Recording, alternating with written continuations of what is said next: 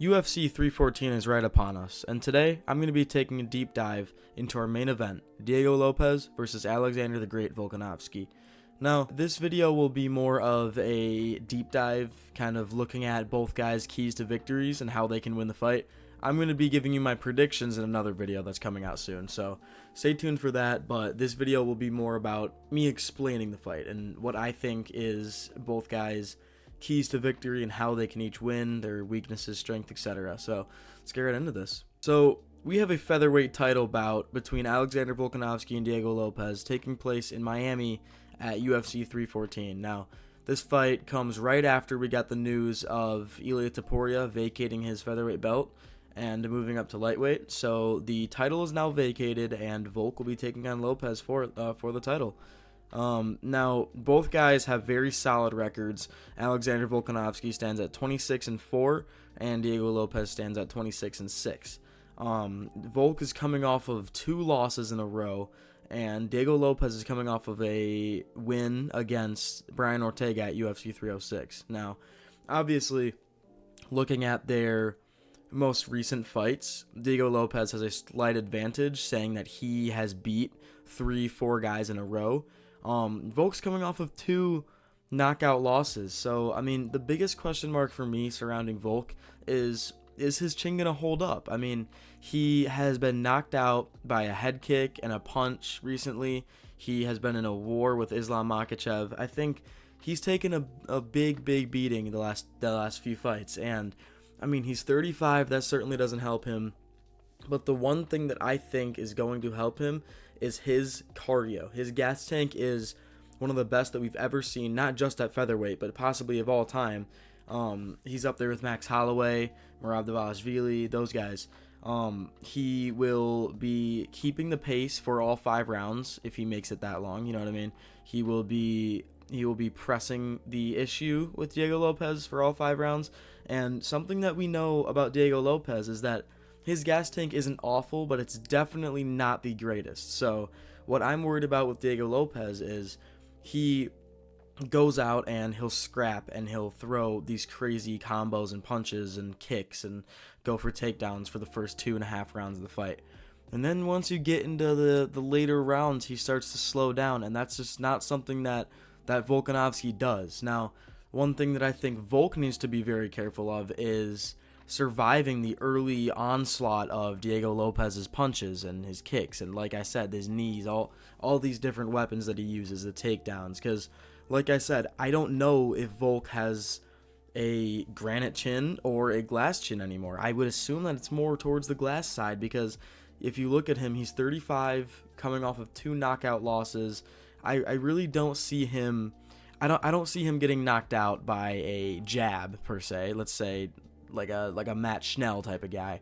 But I also don't see him taking a clean overhand right by Diego Lopes and surviving, you know what I mean? So I think Volk should definitely mix in the takedowns, because although Diego Lopes has very good jiu-jitsu, I think Volk definitely needs to, Volk's wrestling has always been good, so Volk definitely needs to press the issue of Diego Lopes's low gas tank and go for takedowns, go for control time, go for walking down the opponent. He is not gonna knock out Diego Lopes. I know that people want me to say, oh, Volk by KO, you know, but I really don't. I don't think he's gonna knock out Diego Lopes. I don't think he has the power anymore to do that.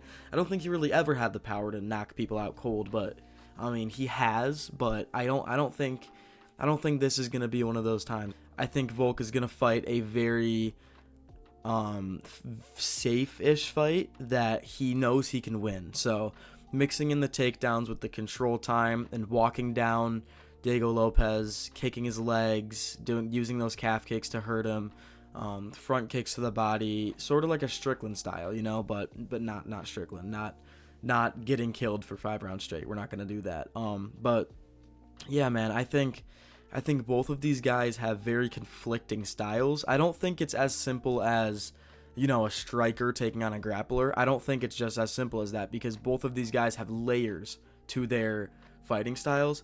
I think it's more of a striker striker slash grappler in Alexander Volkanovski, striker with good wrestling, who has a very good gas tank, but the question mark is surrounding his chin.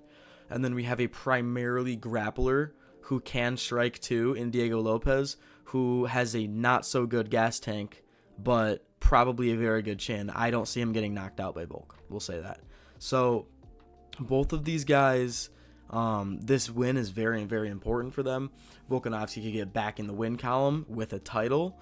I really don't think either of these guys are going to lose their title. Whoever wins this fight will not lose their title for a while. I don't see anyone in the featherweight division who can really compete with them other than maybe Movsar Evloev, but I think both of these guys are levels above him. So yeah, this fight is very, very important for both guys.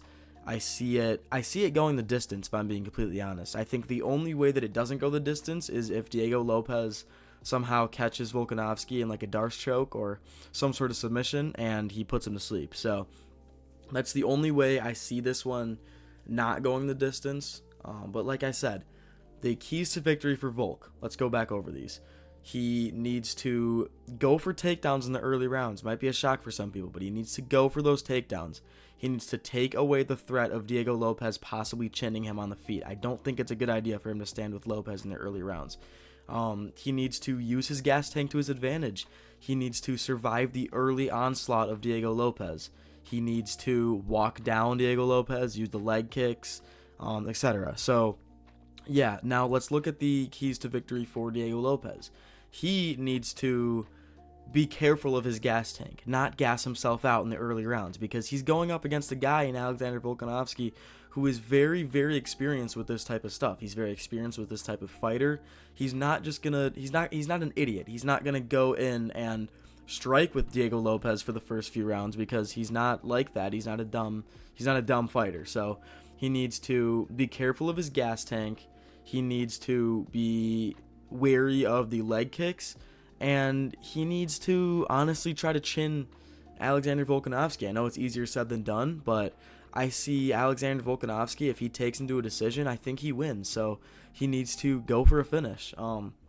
But yeah, so that's my little deep dive in this main event for UFC 314. I hope you guys enjoyed the video, and I'll see you in the next one. Peace.